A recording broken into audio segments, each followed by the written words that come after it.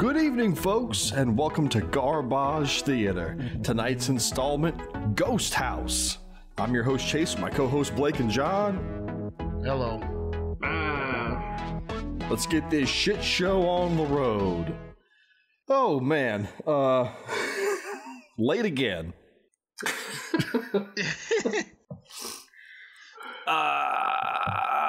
not my fault this time. No.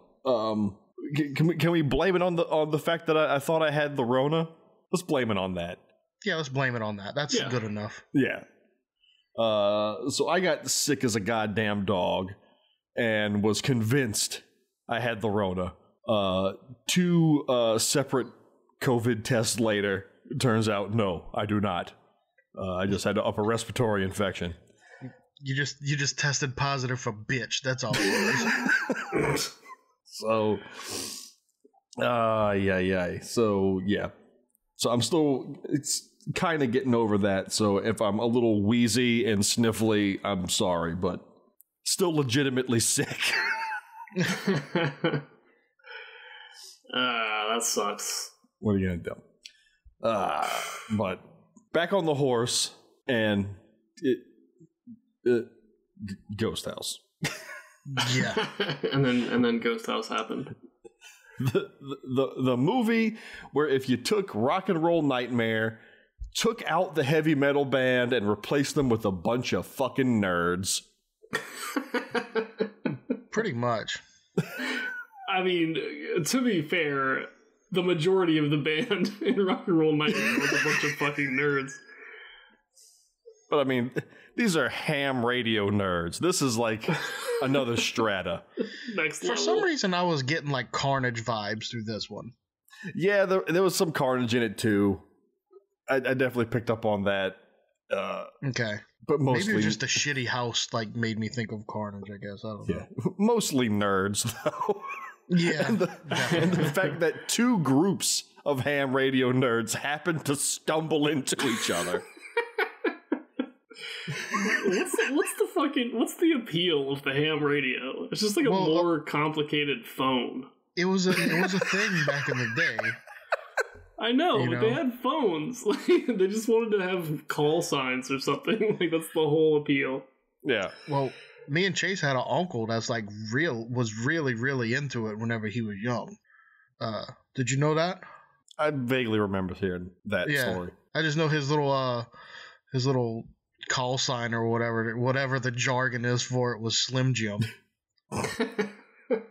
Because he liked to eat Slim Jims. So me, an intellectual, would you care for a Slender James? At least it was a word, not just a bunch of jumbled letters and numbers like these idiots. Yeah, who knows? People complain complain about the internet, but without it, that's what you have. Yeah. Fucking lame-ass ham radio.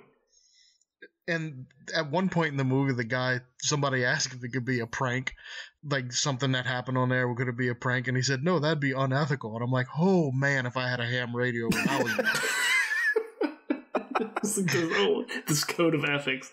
Honestly, if you're a big enough nerd to get into ham radio, then you probably live by that ethical code pretty strictly. That rigid code. Yeah, it's the samurai way. Like Miyamoto KSU9. That's funny. Oh, Lord. All right, so let's go ahead and dive in, shall we? Yes. We open to what can only be assumed is a ghost house. An unseen cat yowls out in the distance. Was it the shot of the house, and then it said "Ghost House" in front of it? Was that the title card or the label of the establishing shot? Who knows? Yeah. Meanwhile, back at the ghost house, an unseen cat yowls, and an old man calls out for his daughter Henrietta. He searches the hallways and hears some creepy calliope music coming out of the basement. So he descends to find the cat with its throat slit on the staircase, as you do. He then finds Henrietta standing in the basement like a goddamn freak, holding a pair of bloody scissors. And he asks her, how could you do this to one of God's innocent creatures? And on your birthday, no less. And he says, you're going to stay. It's my birthday. I'll kill a cat if I want to. He says, you're going to stay in this basement until I tell you otherwise. And he stomps up the stairs, leaving Henrietta and the cat corpse down there with her. Henrietta grabs... He didn't realize he was giving her exactly what she wanted, which was more time alone to practice smooching on her puppet. She grabs her murder clown doll from behind a trunk and holds it close. Upstairs, Daddy Grandpa goes to his wife and says that it's like Henrietta's under some curse or spell. Mom says that she's just a child, our only child, husband, grandfather. The cat's dead. I don't know why she had to remind him that it was their only child. He's going senile in his old age. or like he had other children, but like he didn't claim them, and she'd like to rub it in his face. Just not with her. Yeah, exactly. Your only child, remember? It's the only one. Nobody cares about this dead-ass cat. Fuck that cat. So the calliope music starts up again, and the dad goes into another room and changes a light bulb, which swells up like a balloon and explodes in his face. Behind him, a gross-looking hand holding an axe creeps up and splits his skull open like a cantaloupe. Mom comes in and finds her husband dead in a pool of blood. She sees a mirror on the wall, and it starts to warp and bend, and she just stares at it emotionless for a few minutes before it explodes and blasts her with glass and jams what appears to be a meatball into her eye. Yeah, not a great makeup effect. No. But like the light bulb effect and the effect on the mirror, I thought were really pretty cool. I thought the expanding glass stuff was really cool. Yeah. I they do it again later. I've never seen anything like that. Or I don't know how they did it, but I mean it's clearly some kind of inflatable material, but it made to look like plastic jars and stuff. It's cool stuff. Mm-hmm. The hand comes back, and it's got a knife this time, and it jabs it into her throat, pinning her to the door. Henrietta's still downstairs with the doll and doesn't seem to care about any of this. Cut to the big city. This jump is so good. I had to watch it again.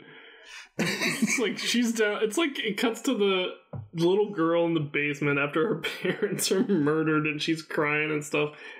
It's like 20 years later. It's like in a big city, just carefree living these days. Paul, our hero, sits in his apartment, and he's I don't know if he's hitting on some girl via ham radio when he gets a call from another girl who tells him that she got hung up at the library and she's on her way home, and he asks her if she's doing something that she shouldn't be doing because it could cost her scholarship, and then it's back to Amsterdam with her ass. She says that she'll be back in 2 hours and to keep that chili hot. And that is not code. They have chili in the house. But then she also tells him to keep himself hot. Himself hot. Because we're going to do it in that chili. Plan on doing it. I don't know if like plowing somebody with a belly full of chili is like there's some foods that aren't conducive to that. And I would say chili's one of them. Yeah. It's not the most erotic of foods. No. Yeah. But I'm curious as to what she was getting up to in the library, because that never comes back. Yeah. She's going to lose her scholarship? And I'm also wondering what the fuck it is that she's wearing. She's got it's like 70s house coat that she's cut the sleeves off of. Is it wearing that over a laced up sweatshirt? It was just a big decorative pillowcase that she had stuffed herself into. Without doubt, the ugliest coat I've ever seen. She has a few outstanding garments throughout this movie. So girl's got drip. Just like that, it's 2 hours later, and they're all home. And he tells her that the circuits in the radio went haywire today, and I heard a scream on the other end. To which she responds, "Chili time!" And fuck your story, bro. They're both in bed, aren't they? At this point, yeah. So it's like post-coital chili, or they do the coitus pre-chili. Yeah, they're going to get the chili. Yeah.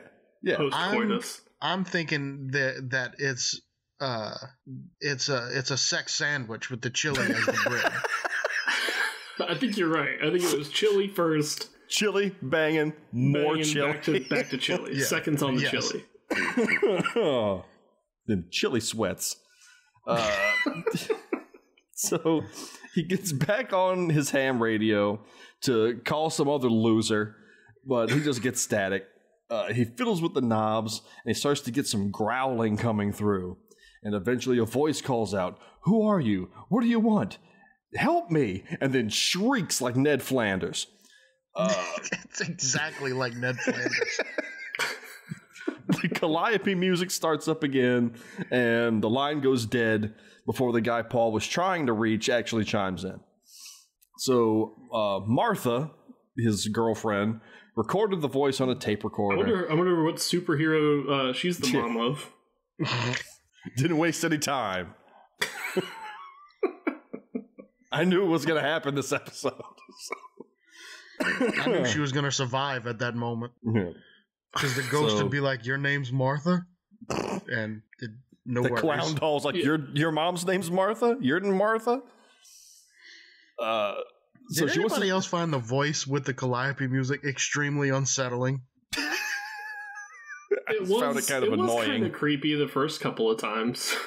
Yeah, that fucked me up the whole time. I was gonna suggest. Are you there? Are you there? Are you there? Get that song and just play it over the entire episode.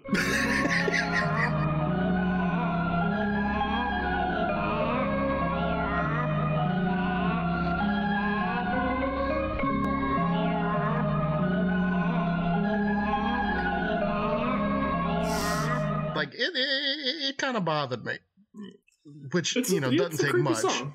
Yeah, it doesn't take much, but just that circus voice. music is always creepy. Yeah. Are you up? Are you there? So she wants to take the recording to the cops, but they decide not to do that because they're going to use science and nerdery to track down where this signal came from. And why couldn't they do both? Like, no, I don't know. Do both. It's a ham radio operator type thing. He's like, well, we're on the case now. Radio operator could handle this situation. Let me load up my 200 pounds of equipment so we can go out on this caper. Yeah. If there's an operator out there being unethical, it's going to take another one of us to bring them down. Only another ham radio operator can stop him. What does ham stand for? Hard as a motherfucker. Okay. I don't want to know the real one. That's it to me. That's the best that it could possibly be. Yeah, we're good. Moving on. Minutes later, they're packing up the old mystery machine, and they're out on the case of the murdered ham nerd. They cruise around a neighborhood, following the signal, when they run into a hitchhiker and pick him up. He starts up a conversation about ghosts before pulling out a skeleton puppet hand and freaks him out. So they drop him off at a hotel, and as they drive away, he yells out, "You should believe in ghost pea brain." And in the car, they discover that old pranky McHitchhiker stole their nest egg of $5 with the old skeleton hand pickpocket trick.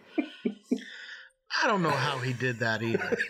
I'm thinking that she just overspent $5 somewhere and had to blame it on somebody else. Because she said it was in her pocket. This dude's in the bed of a truck. How the hell he got to your pocket that you're sitting on? Yeah. We're on a very tight budget, Lloyd. We only brought 20. That's a quarter of our entire budget here. So just then, the radio signal spikes, and they pull over. And there it is, a creepy old house, the ghost house. And they're quickly accosted by a creepy old man, the ghost man. And he tells them to go snoop someplace else, and he hobbles off into the woods. And they're upset that this old man had the audacity to accuse them of snooping while they're snooping. Mm-hmm. He calls them as he sees them. So they get out and proceed again with the snooping. Martha doesn't like this place because it's depressing, mostly because the Halloween decorations are still up. They got this fake-ass bat they dedicate a fucking shot to. And there's really no reason for it either.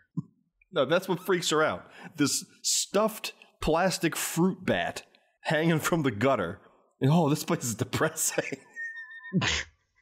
Yeah. So Paul tells her that she's just being silly and forces his way into the front door, just breaking and entering. They search the dusty, cobweb-riddled house, and Martha instantly contracts tetanus by rubbing her hand on a bunch of knives on the wall. Like you do. She just wanted to see how sharp they were, Chase. Yeah. Jeez. They head upstairs because they hear some beeping coming from the attic. They go up there and they find a ham radio sitting there turned on. Just then, a hand wielding a knife sharpening thing from the knife block that I'm not exactly sure what the actual name of is comes up the stairs and confronts the two snoopers. And it's this guy, Jim? Is it Jim? I'm not to the part where I actually figured out what his name is. Yes, it's Jim. I think it was Jim. It's Jim. He jumps out and immediately explains his whole life backstory and who he is and who is... who he is, and he's here with his brother and his girlfriend and his friend's sister, and they're all just out on a trip. And I was sure when we ran into these people, just from first impressions seeing them, okay, this is going to be the rowdy gang of assholes. They're coming in and they're going to cause trouble. They're breaking into this house and they're going to get loaded in. Nope, just a bunch of fucking nerds again.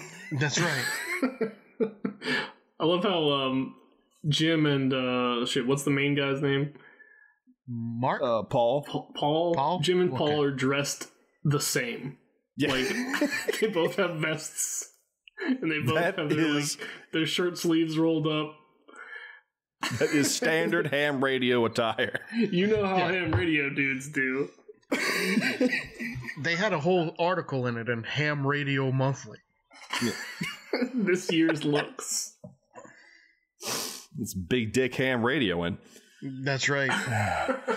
So, yeah, he's because Jim, he's got the curly blonde hair, asshole haircut, 80s asshole haircut. So I figured surely these are going to be the anti-heroes. Nope, more nerds.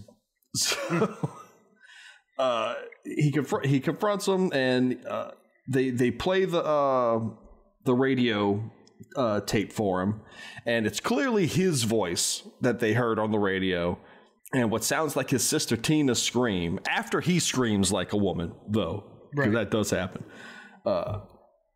And how he knows what his sister screams like, I don't want to know, but he just doesn't understand how this is possible. And he says that there's no way that he could have broadcast that because he hasn't even set up the antenna on the roof yet. So he and Paul head up to the roof to check it out when Martha hears that circus music again downstairs.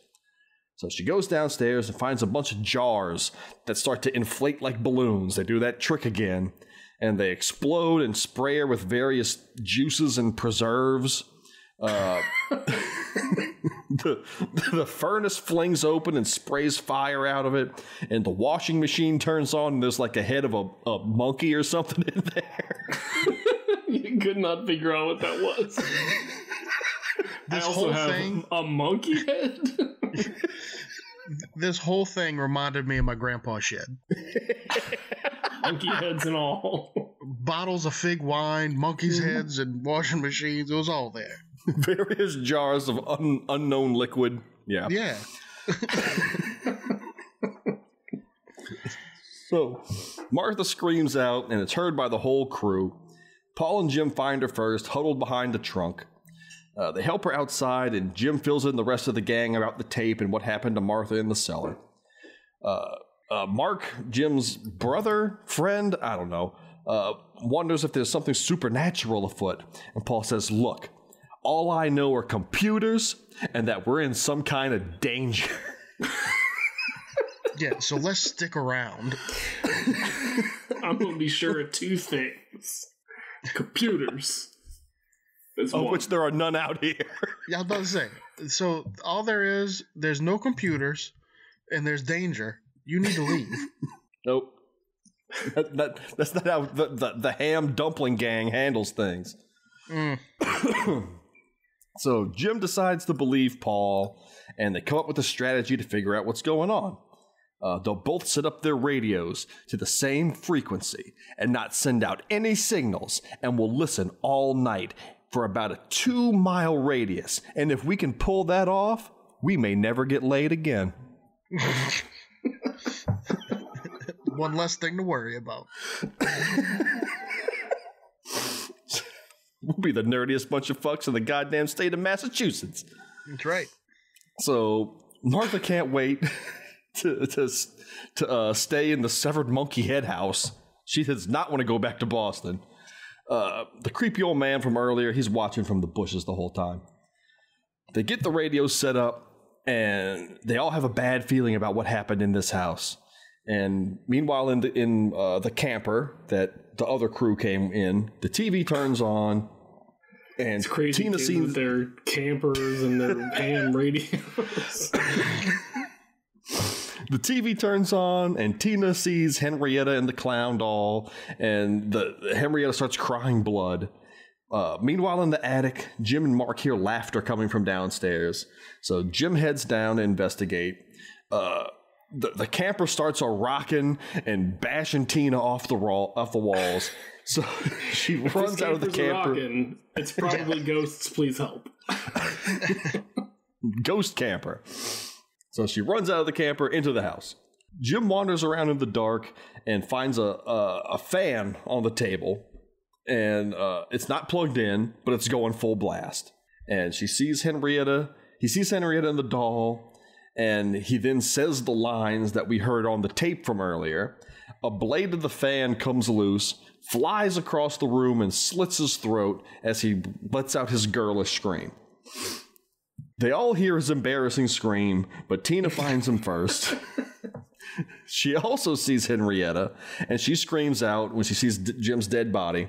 Mark runs downstairs, and he's confronted by a Doberman in the hallway, and he's pinned against the wall. Henrietta disappears, and the old man with the cleaver appears and lunges at Tina, who dodges him and runs away. Mark throws a the guy's looking at the dog, like he throws a candlestick at it or something, and I don't know if the dog was a ghost or if the candlestick was the ghost. Because it looked like the candlestick disappeared and went through the dog. They didn't know how to do the effect. So like, well, I guess the guy threw a ghost candlestick at that real dog. I don't know what happened. All I know is anytime there's some ghost shit happening, there's a fat ass drum beat behind it.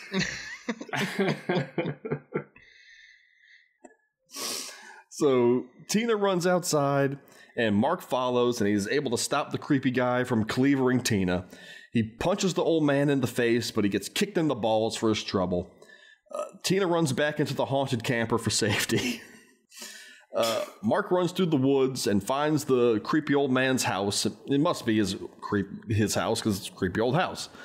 Inside, the old man gets a drop on him with a pitchfork and pins him against the wall. The gang hears him screaming, and Paul runs in and strangles the old man unconscious.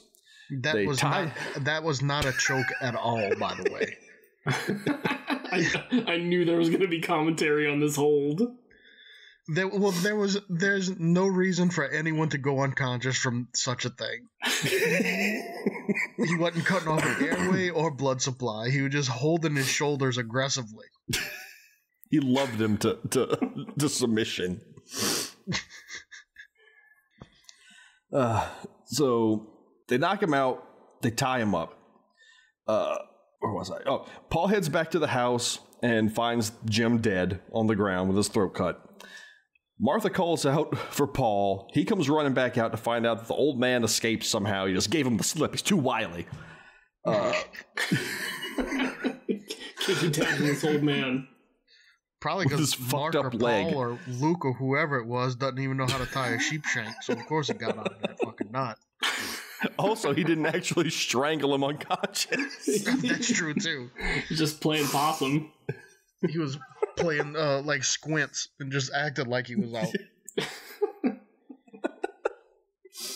That wily old invalid. So the brilliant plan that they come up with is that Paul, Susan, and Mark are all going to get in the truck and drive out to town to tell the police and leave Tina and Martha alone in the house, locked in the ghost camper. Dope. Tina tells Martha about seeing Henrietta and the clown doll and how she said that they seem to be really good friends. They really got each other. Needed that little tidbit of information. Yeah, they were really vibing on each other, I gotta say. So Martha notices that lights coming on in the house, and she digs out some sort of implement from the cabinets of the camper. It looks like the thing that you stick the rotisserie chicken on. Mm-hmm. So she goes alone into the house, leaving the tranquilized Tina alone in the haunted camper. Yeah. She said she's what tranquilizer did you give her? Was it a Tina tranquilizer? Because we've discussed dosages of tranks before, too. It's only works on Tina. Yeah. They let Paul give her a good solid squeeze across the shoulders, out like a light. That'll do it. So she goes alone into the house. She heads upstairs and finds what's probably Henrietta's old room. She digs around and finds a photo of Henrietta in a box with a bunch of oddly still inflatable toys. Yeah, I was like, that's bullshit. Yeah, there was a beach ball on the end table. Like, that would have held the air in there. Yeah, taut. So she also finds the clown doll at the bottom of the toy box. When she touches it, it starts playing the calliope music and starts saying, "Are you there? Are you there?" And it then grows fangs. The door slams shut behind her, and shit starts poltergeisting all over the place. It's never been more poltergeist. So the clown doll leaps up and starts strangling her. She breaks free, only to look back and see that the doll hasn't moved from the trunk. This causes her mind to snap, and she starts screaming like a lunatic when Paul and the Fuzz show up. Next day, the mortician's telling the lead detective that he's going to have the results of the autopsy later. The detective tells the kids about Mr. and Mrs. Baker, who lived in the murder house years ago. And they were both brutally murdered, and they found their daughter Henrietta dead, locked in the basement. So he says that it must have been the old man that... tell them about this at all? Because he's a bad detective. He's like, I don't want you guys to go off on some crazy half-cocked theories about ghosts or whatnot, but let me tell you the legend of the ghost house.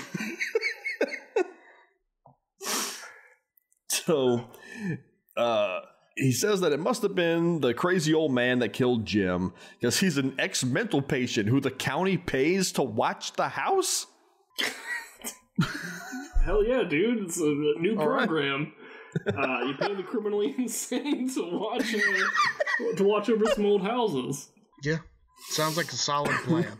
Just a classic, just your classic program. Also, because I'm learned of this game we're playing, I was looking at all the letters and everything on the ambulances and the cop cars. Yeah. And on the cop car, I kept trying to say, like, what the hell does situate mean?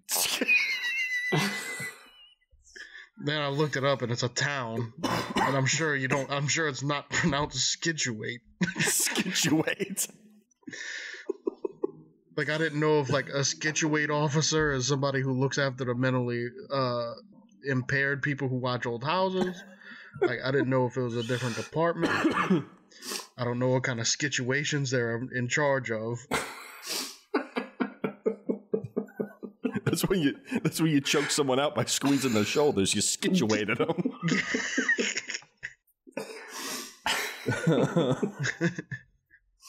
So the detective says that they're out there looking for the old man now, and he won't get far. Paul has an idea, but he needs to get back to his computer in Boston. So he and Martha head out. Mark says that he's going to be leaving soon with Tina and Susan. Back in Boston, Boston's like 5 minutes away. Paul runs the recording through asteroids or some nonsense and says that they picked up a telepathic message on the radio. Of course he can figure that out. He's a ham radio operator. Boom. Computer says, confirm, telepathic. Yeah. Message source, telepathic. So he and Martha get in a screaming match about Jack the Ripper or some shit, and she leaves him. Damn, this fight hits close to home, though. Like, I'm always trying to explain cool shit to my wife, and she gets all confused and storms out when I call her a fucking idiot. Yep. It's a tale as old as time. He does say something like, what, did you get stupid or something overnight? Yeah, if there's anything that'll calm a lady down, it's saying something like that. All you have to do to calm your lady down is convince her that she's dumb. Yeah. Handled. So Paul, now that he's got that annoyance out of his life, has an epiphany. And he calls up the detective, and he asks him what Mr. Baker did for a living. He tells him he ran a funeral home. So back at the ghost house, Mark, Susan, and Tina are still packing up because, again, the time and distance don't make any sense here. Yeah, I mean, it's been hours. You know, it's like hours and hours, and they just... It's not like they lived in the house. No. What do they have to pack up? What stuff do they have? Was murdered. Get the hell out of there. But old Bam Bam the hitchhiker shows up and scares the living hell out of Tina. And he says that he's going to stay the night in the haunted house. And the group tries to leave, but the camper stalls. Like, what is this hitchhiker's deal, though? I mean, like, he was creepy before, but then pretending to, like, physically insult someone and then asking you if you can sleep in their camper. Yeah. And then offering some loose pocket chocolate to sweeten the deal. Some unwrapped pocket chocolate. It's like it's not going to get you a lot of rides, my dude. Somebody trademarked pocket chocolate before it's too late. I think Bam Bam goes around offering his pocket chocolate to a lot of people.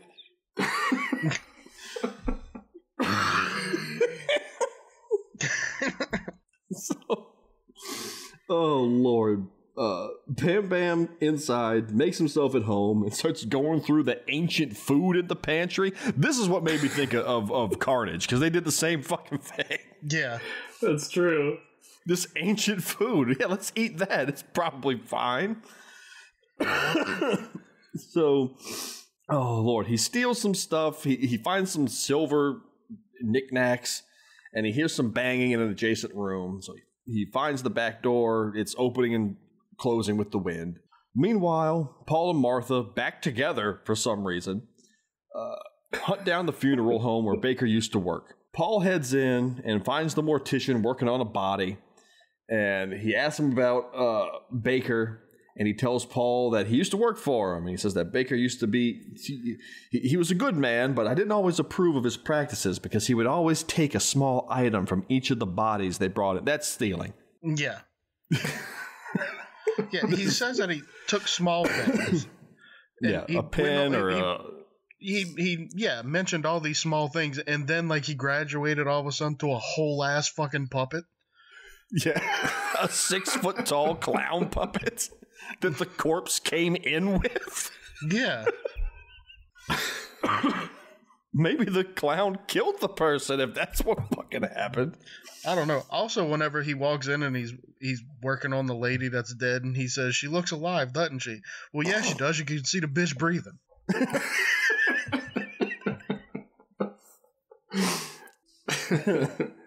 Maybe that's some new stuff they should try out at the funeral home. You know, like put a football in the stomach and just make it look like the fucker's still breathing. That won't be scarring to anyone in the. I was gonna say audience. Is it an audience at a funeral? Yes. Yes, it is. Yeah, I mean they're there to enjoy the show. That's right. Yeah, if you could find a way to pump him up full of air, it'd be like the Futurama episode when Bender became a human and he was dead, but he kept still going woo. And they were like, it's just the leftover gases leaving his body.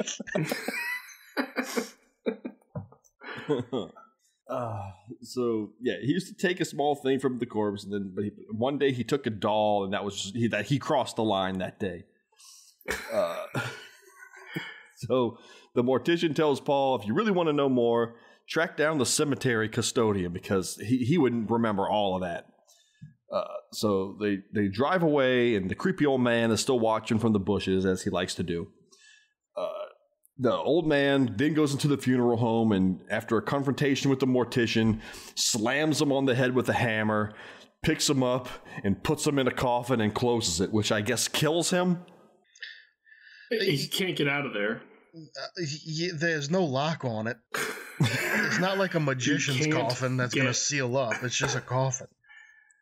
Everybody knows every mortician puts a spell on every casket, so it cannot be opened from the inside. Also, I'm pretty sure that the lining in that coffin was just bounty paper towels. Well, it also had a big blood stain on it from the previous take when they stuffed them in there. Yeah. I don't if think anybody goes back like and watches this thing, I think it's paper towels. It probably is. I don't think it's supposed to be like a burial coffin. It's like a show coffin. A temp coffin. A practice one? A practice coffin. Huh. So yeah, he hits him on the head with the hammer, which I would think that would be the thing that killed him. But he comes to as he's carrying him to the coffin, and he's just like this frail old man that's going, no, no, as he lowers him in the coffin and closes it. And that's the last we see of that. Yeah, that's kind of sucked.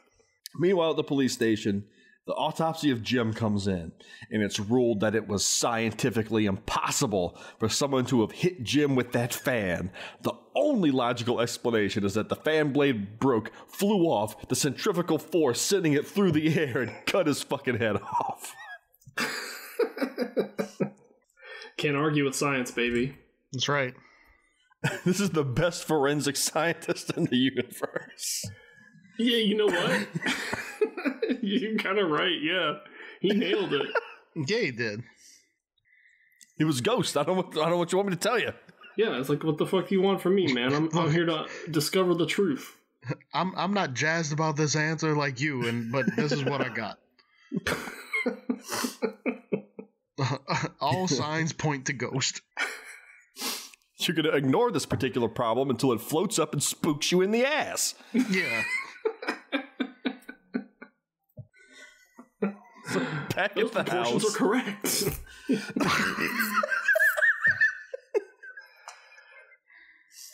The bite radius on this victim is different than the jaws of the ghost.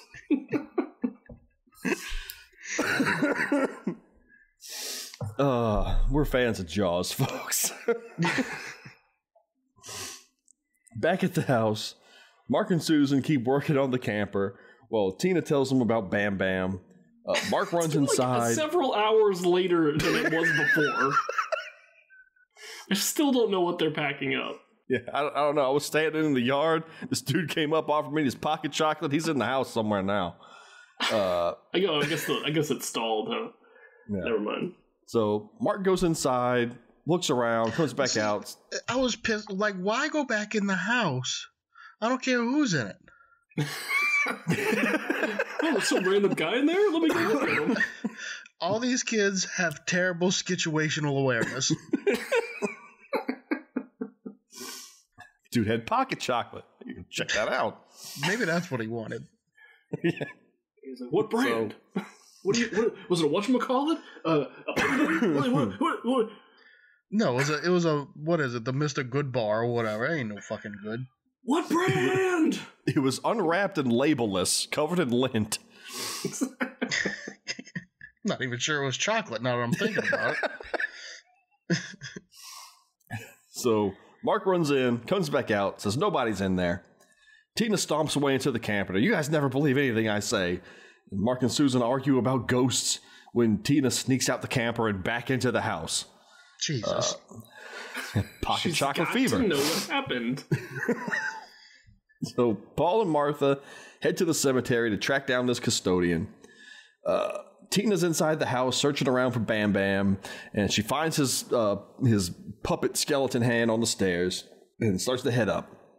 Mark takes the motorcycle that they also have to head into town for parts, leaving Susan there with Tina. Tina hears the calliope music again and starts to investigate. She finds a bunch of bloody rats strung up on the rafters and starts screaming. Susan can't hear her screams because she's got her headphones on. And Tina, running through the house, trips and falls on the guillotine that happens to be in there, which falls down and slices her in half. What happened here? So there's a random guillotine built into the structure of the house for some reason? Yeah, I had to go back and watch that again because I was like, where did that come from? But no, you're right. It's just like a feature of the house. She falls on the floor and looks up, and there's a guillotine like connected to a support beam that just comes rocketing down and cuts her in half. I mean, you have a choice. You can have recessed lighting or recessed guillotine. Which one you want? Oh, I'm going guillotine every time. Exactly. That ups the resale value. Mm-hmm. But like, if she was just like fucking around in the attic and tripped and fell into like an actual guillotine, I'd be like, weird, but okay. They had a guillotine. What are you gonna do? Collectors. I mean, it's an attic. There's all kinds of crazy shit up there. But yeah, I probably have a guillotine up in the attic. Everyone's got a guillotine knocking around in their attic somewhere. You never know when the French Revolution might happen again. But these are strange times. But yeah, this blade comes out of nowhere. So Henrietta appears and stares down at her dead body. Susan starts washing up in a sink in the house when the water starts turning into blood, and Tina walks in, and Susan sees her and runs up and hugs her, but Tina turns into the clown doll, but quickly disappears when Susan throws it on the ground. Back at the cemetery, Paul goes to find the custodian and tells Martha to radio Mark to check in. Paul finds old Harvey asleep in his custodian shack in the cemetery. Martha radios Mark. He picks up the radio and tells her that they're still at the house. And that's when old man Vilkos spots Martha through the truck window and spooks her, and she runs out and flees into the cemetery. Inside the shack, old Harvey the custodian tells Paul that there's been way more other murders in that house and promptly falls asleep mid-sentence. Why is there always like some guy that knows how like supernatural works in these movies? It's like like Tony Todd in the Final Destination's all like, yeah, death is crazy like that, man. It's gonna come get you. This guy's like, yeah, dude, ghosts be all over the place. He works at a cemetery. He's around that all day. He knows. He's got expertise. You pick it up. It's like you move to a foreign country, you pick the language up eventually.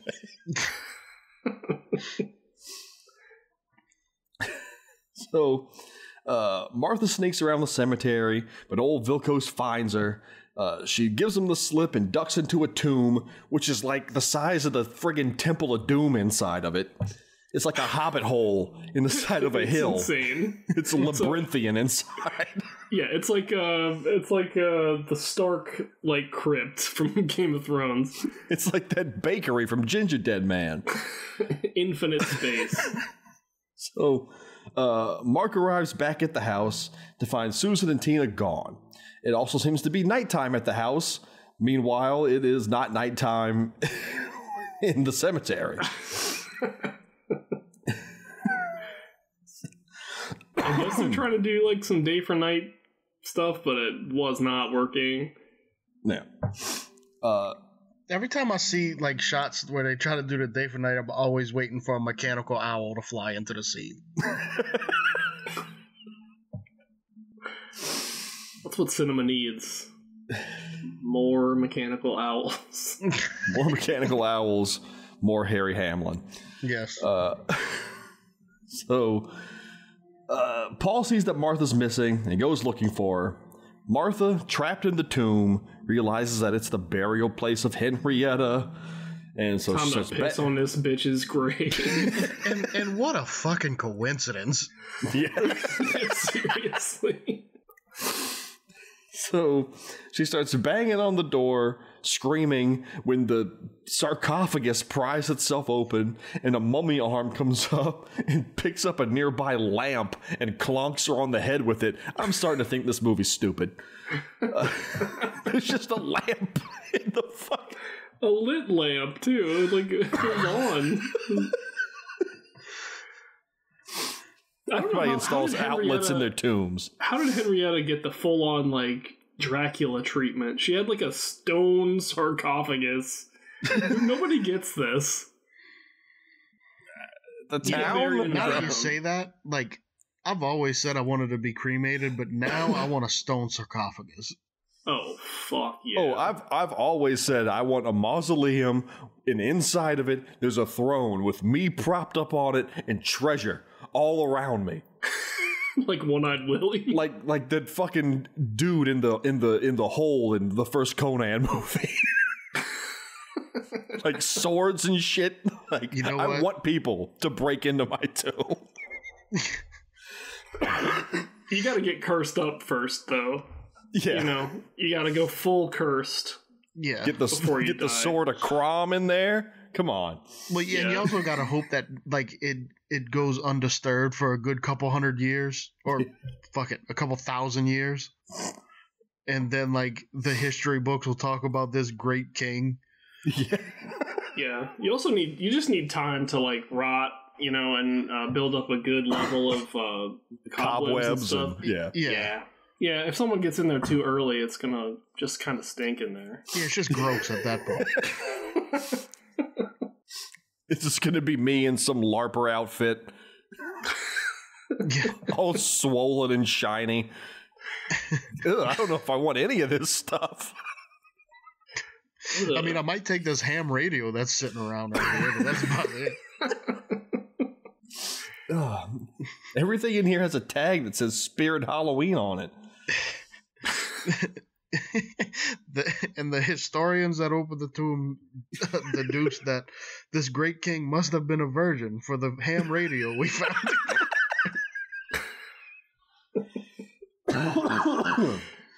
Oh, Christ. Okay, where the hell was I? So, Martha here, Martha here, no, Martha. The movie's over. Just...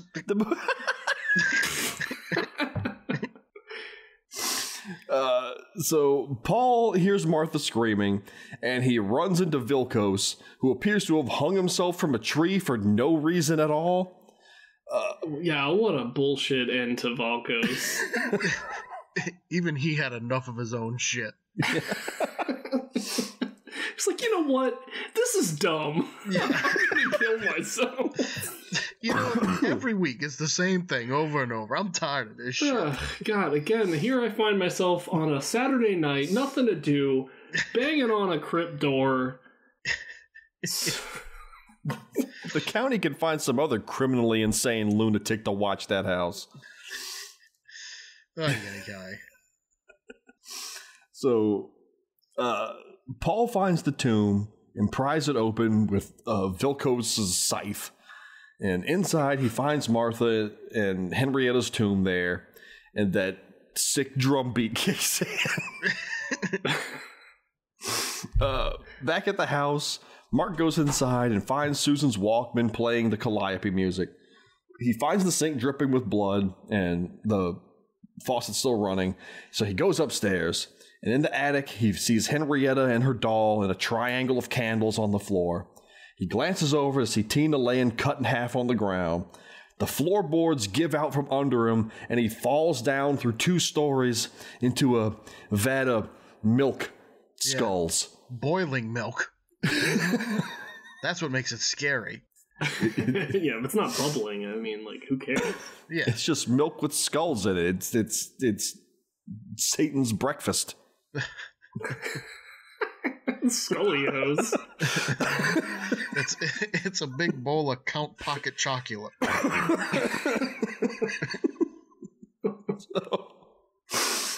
I really did dig on the floor breaking effects, like both of them. The first one he goes through wood floor, and then the second floor kind of like breaks apart into, I don't know, like stone chunks or whatever. But you're right. It looked good. Yeah, visionary. I mean, I thought it looked cool. It broke apart into yellow moons, green clovers. You see, first it was the one floor, and then it was another floor. And then there was a second floor. So he's struggling to get out of the milk as Susan emerges from behind some junk she was hiding. And she hears laughter and screams throughout the house, and she makes her way through. And she backs up to a wall, and an arm busts through the wall and tries to grab her. So she runs away, and she opens a door in the hall, and Bam Bam's there, but he's dead, and he falls on the floor. He was so important to this fucking movie. He offered that pocket chocolate to the wrong ghost. That's right. Mark manages to get out of the searing milk bath, and he's plodding through the house, making horrible noises that only further frighten Susan. She finds a pair of hedge clippers and hides behind the doorway. And Mark slops his way up the cellar stairs, comes through the door, and Susan plunges the clippers into his back over and over again until she realizes who she just murdered. And that was the only interesting thing that happened in this whole movie. I was hoping this guy was going to get RoboCopped. I would just like, I was glad to see some, I guess, nuance in this film. And I thought, maybe this Italian guy, what's his name? Amerigo Vespucci. Maybe he does know how to make movies.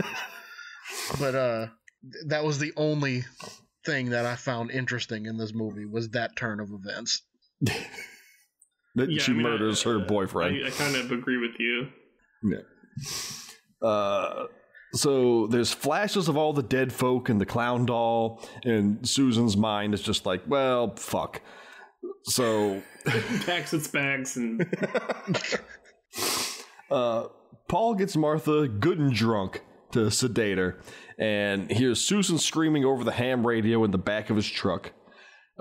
This triggers him to grab a can of gasoline and hoof it back into the cemetery, because he knows this is gonna work. Yeah. Susan's confronted by the ghost Doberman, real Doberman. There's no ghost candelabras to fling at him. Yeah, I still think that's just a real ass dog. So while that's happening, Paul makes his way into Henrietta's tomb with the gas. Susan barricades herself in Henrietta's room and sees Henrietta and the clown appear before her.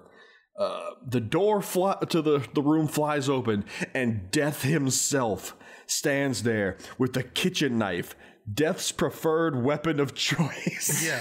That classic depiction of Death. Yes. It's like Death got there and realized, shit, I forgot the fucking scythe at home. I left my scythe in my other cloak. Yeah. Maybe there'll be something bread in knife the house. serrated. The bread knife serrated. It's kind of scary looking. Yeah, I might find something in this house I can use. Oh yeah, here's that knife rack. But ew, gross. Somebody ran their finger across it already. I'll just grab another one. I will say though that Death's theme music kind of slaps. Like, I was into this track. The music doesn't fit this fucking movie. This song was dope though. That's what I mean. The music's good. I liked all the music in this thing. Oh, okay. It was just, it does not fit the tone of this movie at all. It was too silly for this. This movie wasn't silly enough to warrant the silly soundtrack. Okay. So, like a lot of times the Italian movies, their music doesn't seem to fit. There's the beats are too sick for what's going on. So Paul opens up Henrietta's tomb to find her inside completely intact with the doll. He pours gasoline all over her as death makes its way towards Susan. Paul sets Henrietta's corpse on fire, and she, the doll, and death just fuck right off out of the movie in one single frame. Boop, gone. Yeah. That's all the effect we need. I don't think I've ever anti-climaxed this hard. So Susan collapses to her knees crying as a storm starts to roll in. Paul stands over the flaming tomb and watches Henrietta and the doll burn. Harvey woke up for long enough just to watch this happen. Later, the detective calls into the DA and tells him that Vilkos hung himself in the woods, so everything's wrapped up. And Paul watches on with a disapproving look on his face. The detective says, well, I couldn't just tell him the truth about ghosts and curses and such. So Paul tells Susan to, don't worry about this. Just bury it all down, deep, deep down, and never talk about it again. Nothing bad could ever come of that. Susan gets on her motorcycle and rides away. As Paul my man Paul got to dump Martha. Get with Susan. She's cute, got better fashion, and a motorcycle. Motorcycle? Way better. Come on. Upgrade from old Broomhilda over here. And she's not gonna get sent back to Amsterdam for fucking around in the library or whatever. She probably understands Jack the Ripper. Yeah. Cool shit about Jack the Ripper and ghosts and stuff. But there's something about a broad that'll throw it on you after chilli, though.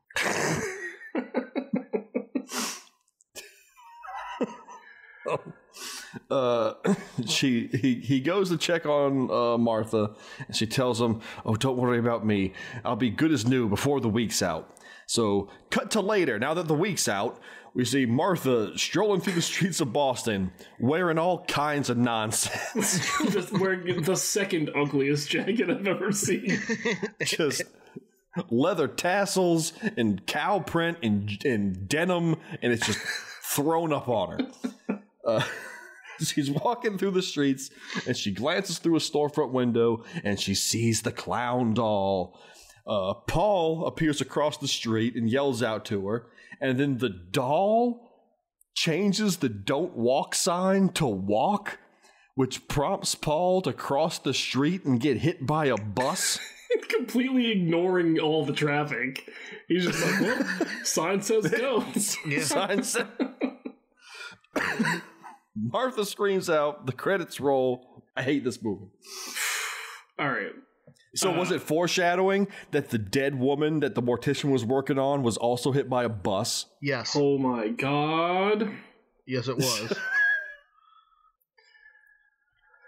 I don't know what happened. How it was foreshadowing. It's just another person who happened to be hit by a bus. It wasn't used in any clever way. What happened in this thing? What happened? What are you talking about? Is there any way to put this together? Okay, so Henrietta's dad steals the puppet and gives it to the girl. So gives it to Henrietta. What's evil? Is the puppet evil? The puppet makes her evil and makes her kill the cat, and then it summons mummies in the house to kill her parents. I mean, it can do all kinds of stuff. Yeah. It does what it wants. It can invent acid pools. It's Freddy fucking Krueger. I mean, it brought fucking death literal death into the house. See, I was wondering somehow the doll wasn't connected to its previous owner who died, because he was supposed to be buried with the doll, whoever it was. Yeah, right. So I thought maybe the death character was supposed to be that other person or something. It's getting too deep now. You're getting a little too deep, and I'm getting a little I don't care. Yeah. So the credits had some fun stuff in it, though. I did not watch the credits. For that fun. So the characters call her Henrietta throughout the entire movie. Her grave said Henriette with an E at the end, and the credits say Henriette with no E at the end. So great. Okay. Dealing with professionals here. Real professionals. And then William J. Devaney's character, he was the cop, the lieutenant. His character is listed as Lou Tennant. Oh, no. Shut up. No. Yeah. So now this is my favorite movie. Because he's Lieutenant? Yeah. No, but he's got a name. In the movie, he's got a name. I forget what it is. It's like Foster or some junk. So really, he was just like, he's his first year as a detective. But his name is just Lieutenant. Lieutenant. Yeah, this is Lieutenant Colin.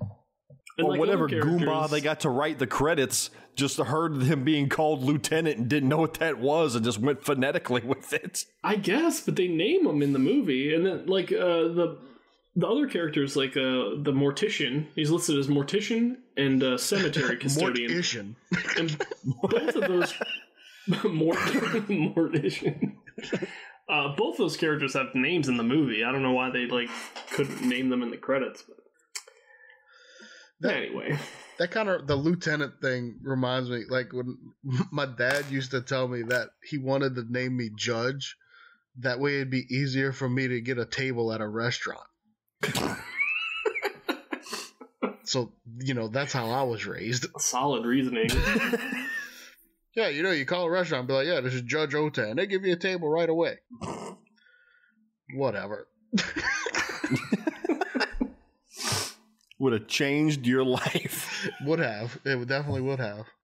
I mean, I make fun of it, but who knows what would have happened in my life. How many tables I would have gotten if only my name were Judge. Oh, Judge Ote, let me situate you right to the front of the line. Yeah. Lord. All right, that's done. Question time. I still don't care. Thank God you don't care. I actually paid attention. But John's questions are always so hard. Like, we don't know where he's coming from with his questions. You know how many codes and numbers and frequencies were throughout this bitch? Yeah, I am aware of them. There was a lot of that. I don't want to blow this lead that I have, so I'm actually trying. My questions are not that hard. I feel like mine are the easiest of anybody. I'm not saying they're hard. I just can't find your lane. You know? Okay. I gotta point out Blake's lead is that he has 0 points. Yeah, I can't blow it. It's 5 more points than you have, Jake. It's like the best season I've ever had so far. I'm way out in front. All right. All right. You guys ready for this? Yep. Oh, yeah. Okay. Name the person that Paul is talking to the first time we see him on his radio.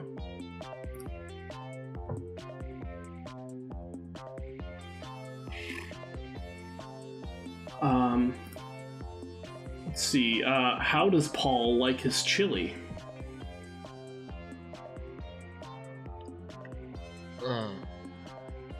Oh, I actually know one. I don't know that one.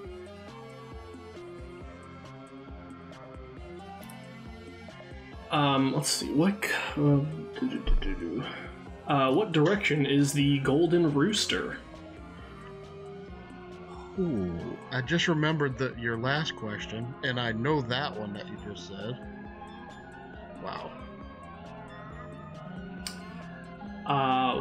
What flavor croutons did Bam Bam stick his hand in? I saw croutons. I didn't see the flavor. I saw the croutons. Yeah, I don't have to guess that one. And how many knives were hanging in the kitchen? Yes. I may have. Well, no, I don't know the croutons. I got 4 though. I don't know. All right. What was the name of the first person he was talking to? Sherry. George? Oh wait, it was Sherry. a woman. Fuck. Yeah, Sherry is correct. How does Paul like his chili? Extra jalapenos. Extra jalapenos is correct. What direction is the Golden Rooster? That would be a hard left. I said west. Hard left is correct. What flavor croutons did the hitchhiker stick his hand in? Garlic? Ranch. Onion and garlic was the flavor. And how many knives were hanging in the kitchen? 4. 6.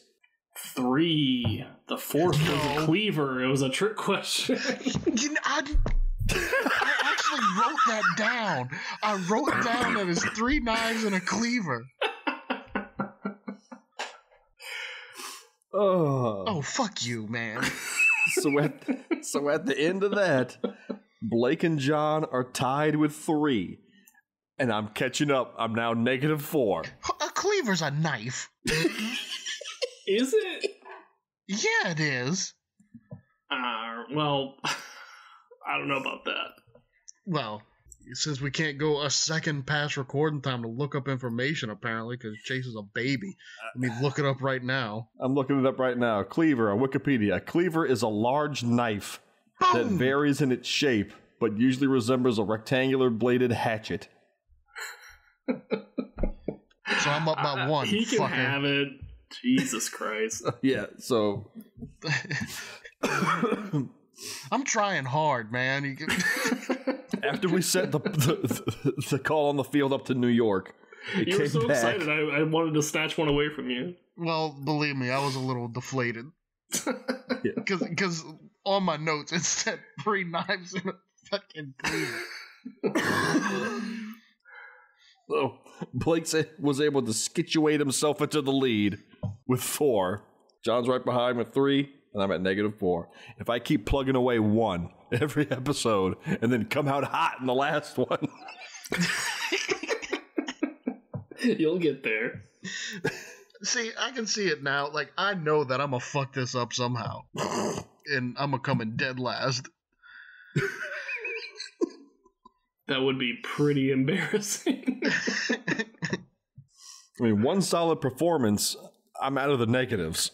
Yeah. So. Yeah, we're actually not too. Well, I mean, we're ahead of you, but not nothing you can't make up. Yeah. I mean, there's a 7 points. It's a lot, but yeah, but we're talking about me. But remember, I only need to come in 2nd place. Yeah. Believe me, I'll throw a goose egg somewhere in this season. Like, that's gonna happen. But anyway, time for coming attractions. It's my pick again, motherfuckers. I again, completely forgot that I had to pick a movie, but I remembered it at least a few hours before we recorded. Hours? Yeah. Like an hour? Yeah. Maybe. Came so close to picking General Commander, but opted not to. General Commander, if you don't know, is Seagal's newest fare that went up on Hulu recently. Yeah. I was all for it, especially when I found out that his character's name is Jake Alexander, as opposed to John Alexander from his Man with No Name trilogy that he did. He just has to play a fucking Alexander.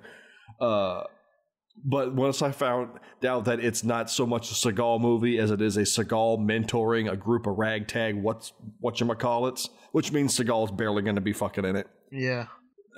He's got to be the main guy. Right. For me to really want to sit down and watch it. I need to see his Donkey Kong ass stuffed in a little European car. No, I'm with you. So, passed on that. So then I went deep into Tubi, which is my new treasure trove of finding off-the-wall shit. And I found a few notable ones. And I found one that I really liked, but unfortunately Riff Tracks did it in like the last 6 months, so we're not doing that one. But I did find another one that I think is going to be fun. So, without further ado, our next movie, we will be watching the 1995 action thing, Virtual Combat. And you bet your ass this came out right on the heels of Mortal Kombat. It's got Don Wilson in it, right? Starring kickboxing world champion, Don the Dragon Wilson. Yeah, I've had this on my list for a while. Rated R, an hour and 37 minutes, 4.2 on IMDb. Directed by Andrew Stevens, who is one of the producers of Boondock Saints, 3,000 Miles to Graceland, and The Whole Nine Yards. Now, he also produced Abner the Invisible Dog, Funky Monkey, he was in this and movie. Shadow Man. The Seagal Shadow Man? Yes. Whew. Abner the Invisible Dog was in this movie.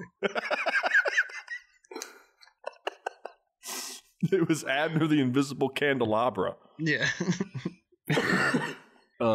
It was written by William C. Martell, who also wrote screenplays for Cyberzone, Soft Target, Okay. and Invisible Mom. Is it the softcore porn ripoff of Hard Target? I don't know. It What's was up with Soft the invisible Target connection there? I don't know. Invisible Dog, Invisible Mom.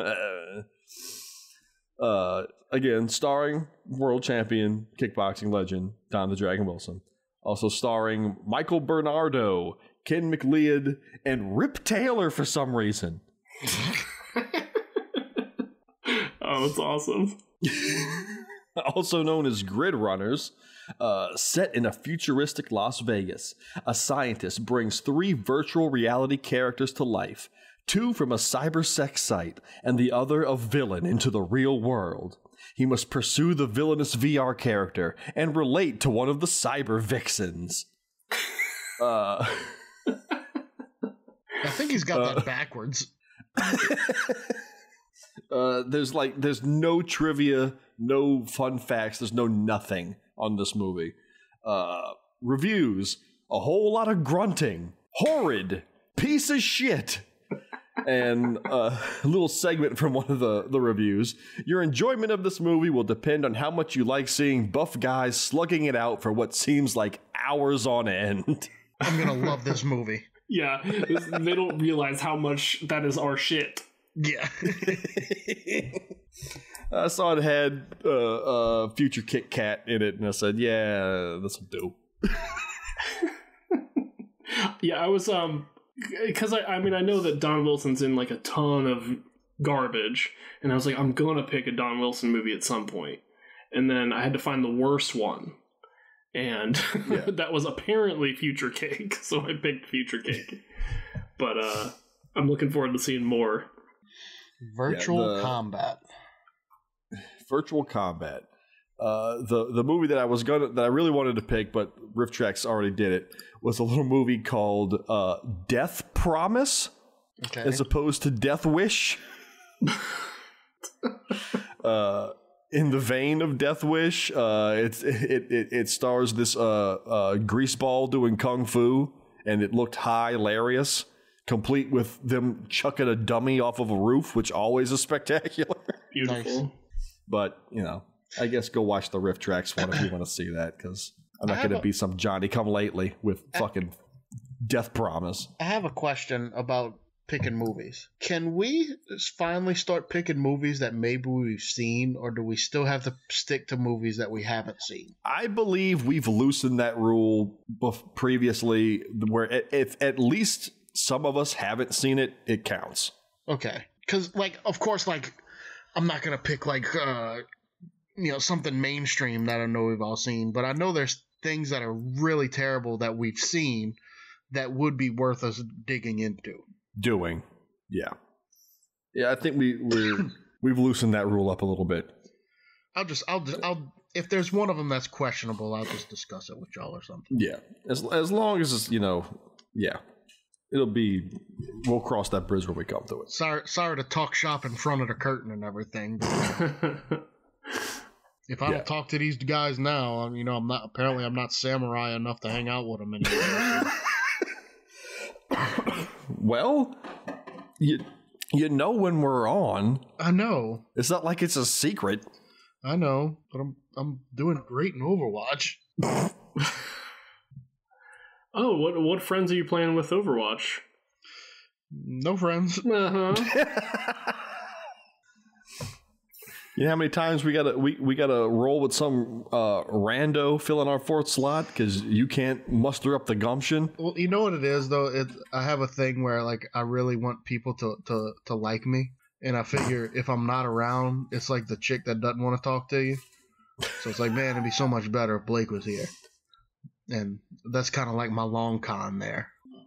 Man, that's super irrational and sad, right?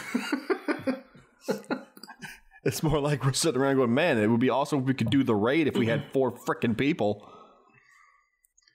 Well, anyway, all this is going to not matter come December 10th anyway. Probably. Probably? What? The Samuraian will be put aside to Cyber Samuraian. Yeah. Fuck that samurai shit, whatever December 10th comes along. I'll give a damn how pretty that game was. Now I feel like I need to get if I'm going to play it, I need to get a PS5. No, you don't. Well, I mean, I don't have a PC. You got a PS4. Yeah, but I want to play it on the best. Dark Ages now. Yeah. It's obsolete now. Oh my god. I want it the best looking it can be. I guess that's true. They said that if you buy it on PS4, you can get it for free on PS5 or something. Yes. Yeah. Yes. They're going to let you bump it up as soon as whenever you get nailed down a PS5 8 years from now. Yeah. Well, see, there you go. There's your answer. Yeah, you ain't going to get a PS5 now anyway. I know. So I don't know what you're complaining about. I know. But I want to play. They do not exist. Demon Souls, and I want to play that Spider-Man game.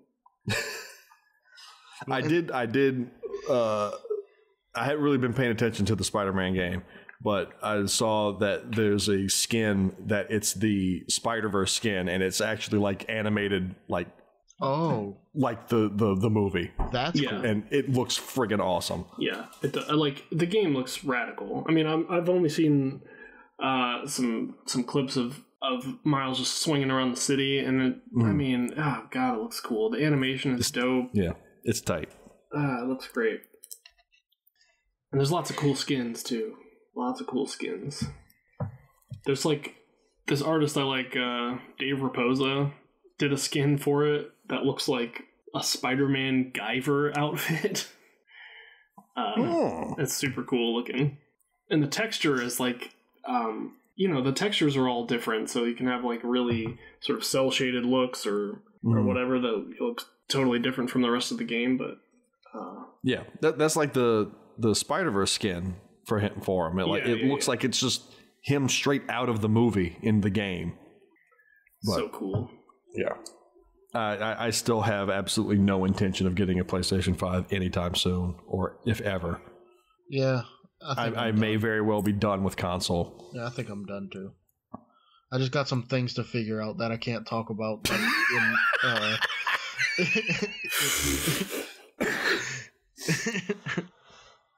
But once I figure it out, by God.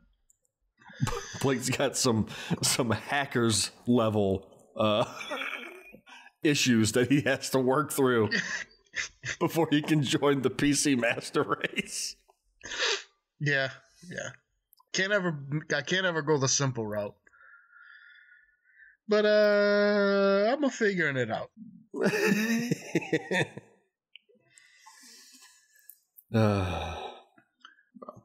And then we'll just have to leave John behind in PlayStation world. Yeah, that's fine. I should probably stop playing video games anyway. I'm like an adult and have stuff to do. Who gives a fuck? We'll go back and visit years from now, and John will be like, "Oh, come play Ghost with me. I have like 3,000 key." You guys will just like push me down and spit on me and move on with your lives. And like, remember that guy John? Yeah. Yep. Well, before we close this out, we got to say something nice. Oh, I can do that. I said it in that the thing when she stabbed him with the garden shears or whatever. That was very unexpected to me. and it was a breath of fresh air in an otherwise fart-infested lobby. And as we all know, John really liked the floor. The floor was good. Good floor. Quality floor. I mean, I had a few things that I liked.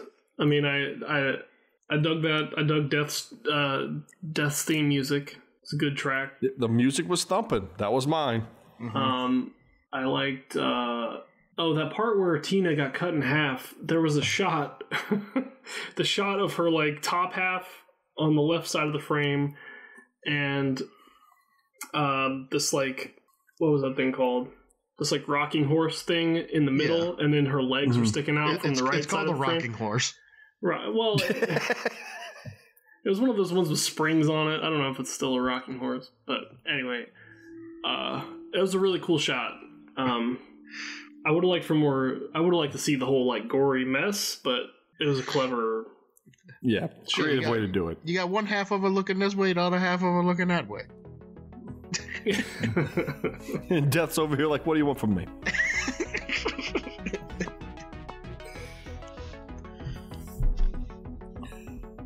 I need to get that painting. I'm sure you can get that painting somewhere. You have to be able to get that painting. Yeah. I know I'm not the only person that wants that painting in their house. Yeah. It's not like Goodfellas. It's like some obscure movie like we watch for this show. Yeah. Well, I know what we're Googling as soon as we sign off of this thing. Oh, yeah, exactly.